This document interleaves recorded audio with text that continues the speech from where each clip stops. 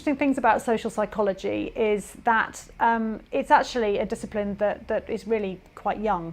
It hasn't been around for very long. You get the first mention of the phrase social psychology only about 150 years ago. Now psychology actually is starting to develop around about that same time, a little bit earlier as well.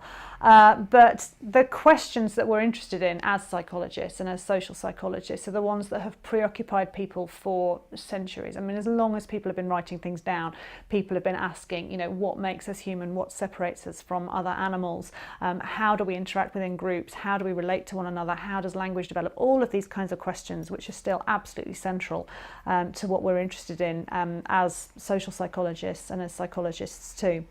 The interesting thing is that for a young discipline, you might expect that actually there's quite a lot of consensus and people kind of really agree with each other because they haven't really had the opportunity to start disagreeing.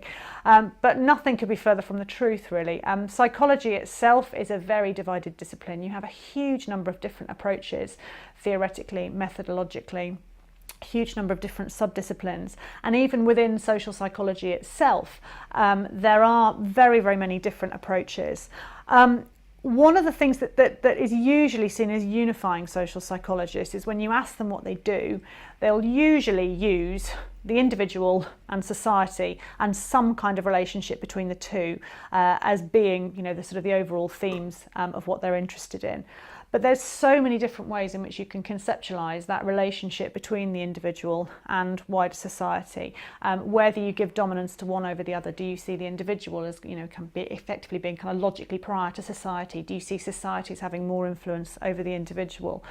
And so these have been debates which sort of rage sometimes explicitly and sometimes much more implicitly on the pages of psychology textbooks and journal articles and so on. Having said that, there is another argument which says that effectively, even in dividing these aspects up into individual and society, we're sort of starting with the wrong questions. Because for some social psychologists, you can't talk about the individual without considering society, and you can't talk about the society without considering the individual, because it's about individuals develop their senses of identity, their sense of selves and so on through what goes on around them, through the social groups to which they belong, through their interaction with families, through their interaction with others, through the rituals, practices in our own societies, through their experiences in institutions and so on. So it's the society effectively leads to the development of the individual. The problem obviously with going too far down that line is the individual can become very passive or be seen to be particularly passive and not really having a role in that. You're kind of constantly just taking in information from society but not actually, you know, doing anything more than react to it.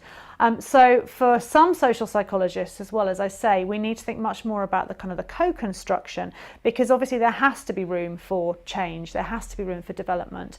If an individual kind of comes up against something in society which they don't like, then how do they resist that? If we don't have a model of society and the individual that takes that into consideration, then change would never happen. We'd just be constantly kind of reacting to what we saw around us.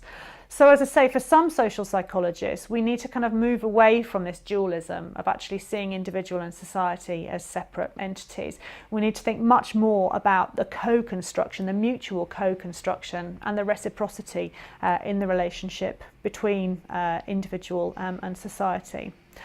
And as I said a few moments ago, the interesting thing is that while this is, you know, often explicitly debated, there are often assumptions that are made about the individual, about society, about the relationship between the two, which sort of go unsaid in a lot of social psychology as well. So I think it's always a useful starting point, and one of the things I often talk to my first year students about at university is actually getting them to think through, how is this psychologist viewing individual, society and that relationship? How are they operationalising it? And are there problems within any of that? And I think it's always useful to remember, as I say, that these different definitions can have a huge impact, a huge influence on the conclusions that we come to.